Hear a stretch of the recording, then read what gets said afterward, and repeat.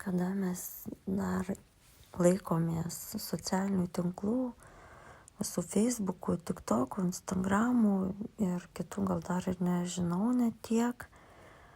Tik tai tiek laikomės, kol esam nepilnai pilni, ne? Kol jaučiam tuštumą kažkokią viduje.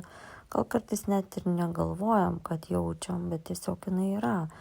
Kol nėra aukštos savivertės, jinai yra pakankamai žema, nėra pasitikėjimo savimi, nors ir atrodo, kad mes ten bandom rodyti savo gebėjimus, sugebėjimus, pasirodyti savo pasiekimais, pasidžiaugti savo išvykimais, tam tikrais aplinkiniais ir savimi, bet vien tik tai dėl to, kad nepasitikim iki galo savimi ir nesijaučiam tvirtai, pilnai, būdami ir nematomi.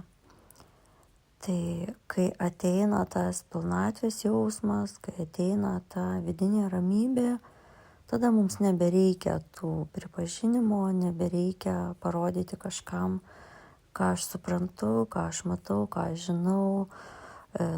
Mums nebaisu palikti tuos tinklus, nes mes suprantam, kad vis tiek kas reikės, tas mane suras, kokios man informacijos reikės, jinai kažkaip vis tiek iki manęs ateis, nežiūrint to, kad aš čia nebūsiu nei matomas, nei girdimas, nei pats matysiu ar girdėsiu kitus.